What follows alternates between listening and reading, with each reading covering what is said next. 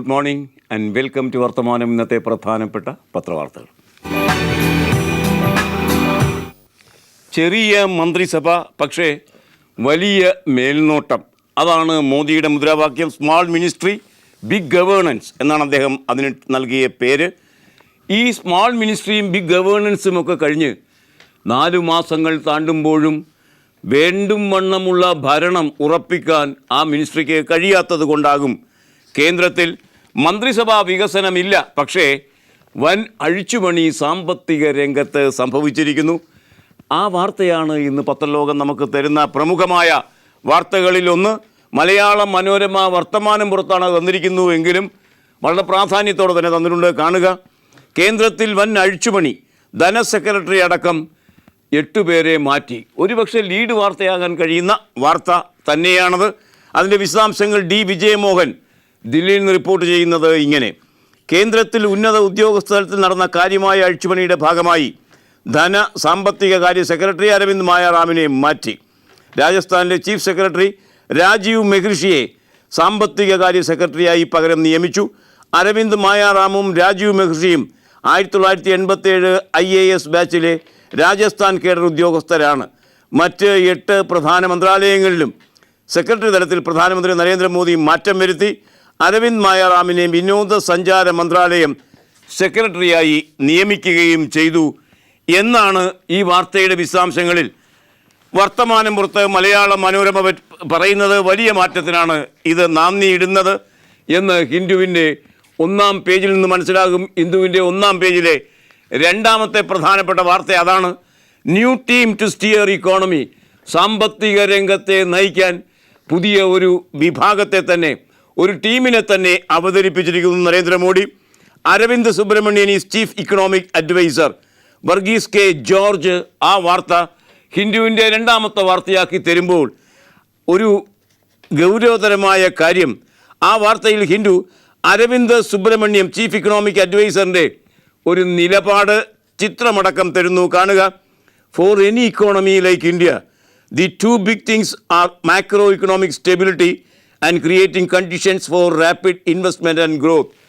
നിക്ഷേപം, വളർച്ച, ഈ കാര്യത്തിൽ അതിദൂരം മുന്നോട്ട് പോകാൻ, പെട്ടെന്ന് മുന്നോട്ട് പോകാൻ പാകത്തിൽ ഇന്ത്യൻ സമ്പദ്ഘടനയെ സ്ട്രീം ലൈൻ ചെയ്യുക, അതിനെ ആവിഷ്കരിക്കുക എന്നതാണ് തൻ്റെ ദൗത്യമെന്ന് അരവിന്ദ് സുബ്രഹ്മണ്യം പറയുമ്പോൾ വലിയ മാറ്റങ്ങൾക്ക് നിദാനമായേക്കാവുന്ന ഒരഴിച്ചുപണി തന്നെയാണ് കേന്ദ്രം ഇക്കാര്യത്തിൽ വരുത്തിയിരിക്കുന്നത് എന്ന് ഹിന്ദുവിൻ്റെ ഈ 1-ാം പേജിലെ 2ാമത്തെ വാർത്ത നമ്മോട് പറയുന്നു.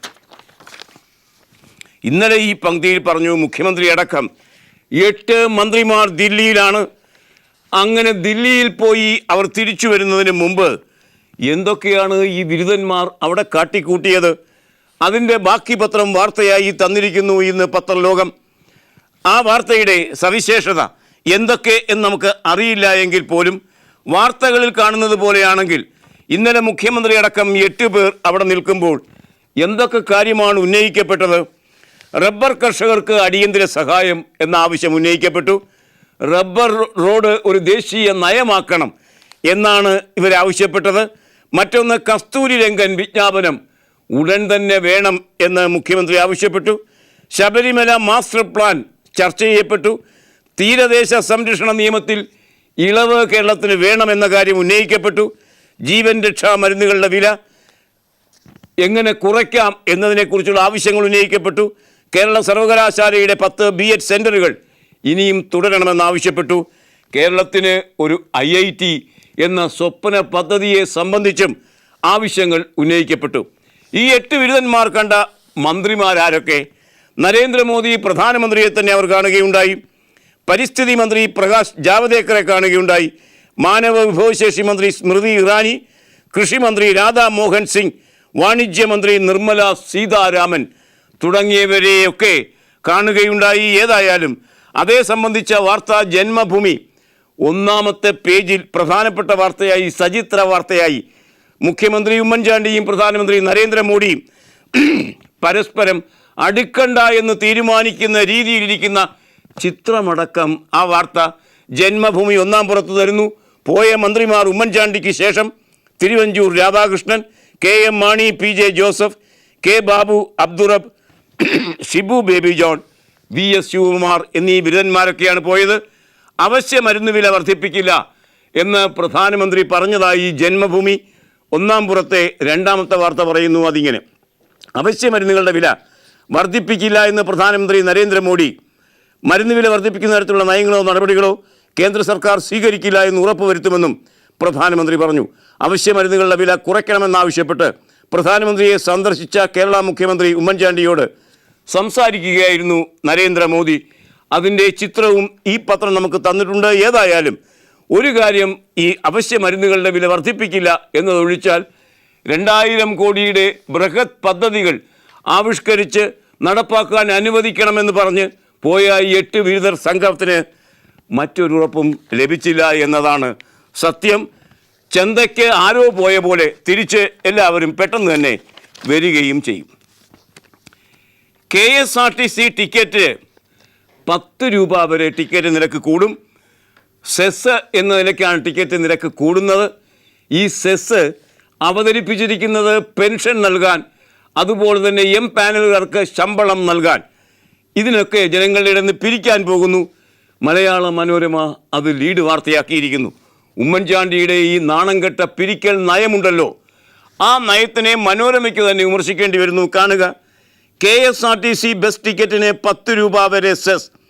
ഓർഡിനൻസിന് ഗവർണറുടെ അംഗീകാരം. വർഷം 144 കോടി കിട്ടും. ആ കോടിയുടെ ചിലവ് പെൻഷൻ ചിലവ് ലക്ഷ്യം എന്നാണ്. P. കിഷോർ സാമ്പത്തിക കാര്യ വിദഗ്ധൻ കൂടിയാണ്. മനോരമയുടെ ലീഡ് വാർത്തയിൽ തരുന്നത് ഇങ്ങനെ: KSRTC ബസ് ടിക്കറ്റുകൾക്ക് സെസ് ഏർപ്പെടുത്തിയുള്ള ഓർഡിനൻസിൽ ഗവർണർ ഒപ്പിട്ടു. ഗസറ്റ് വിജ്ഞാപനം ഇറങ്ങി. ബസ്സുകളിൽ നടപ്പാകാൻ ഏതാനും ദിവസം കൂടി വേണ്ടിവരും. യാത്രക്കാരുടെ സൗകര്യങ്ങൾ വർദ്ധിപ്പിക്കാനും KSRTCയിലെ വിരമിച്ച ജീവനക്കാർക്ക് പെൻഷൻ നൽകാനുമുള്ള പണം കണ്ടെത്താനാണ് സെസ്. സ്വകാര്യ ബസ്സുകൾക്ക് സെസ് ബാധകമല്ല. എന്ന് പറഞ്ഞാൽ സ്വകാര്യ ബസ്സുകളുടെ യാത്രാ ചിലവ് കുറയും എന്നർത്ഥം. KSRTCക്കുള്ള സെസ് എന്ന പേരിൽ തന്നെയാണ് ഓർഡിനൻസ്. ഓർഡിനറി മുതൽ സൂപ്പർ ഡീലക്സ് വരെയുള്ള എല്ലാ ബസ്സുകൾക്കും ബാധകമായിരിക്കും ഈ സെസ്. എന്ന് പറഞ്ഞാൽ KSRTC യാത്രയ്ക്ക് സ്വകാര്യ ബസ്സുകളുമായി താരതമ്യം ചെയ്യുമ്പോൾ ചിലവ് കൂടും എന്നതാണ് സത്യം. അങ്ങനെ ചിലവ് കൂടിയാൽ ആളുകൾ സ്വകാര്യ ബസ്സിൽ യാത്ര ചെയ്യും. അത് ഉമ്മൻചാണ്ടിക്ക് ഇഷ്ടമായ ഒരു കാര്യവുമായിരിക്കും.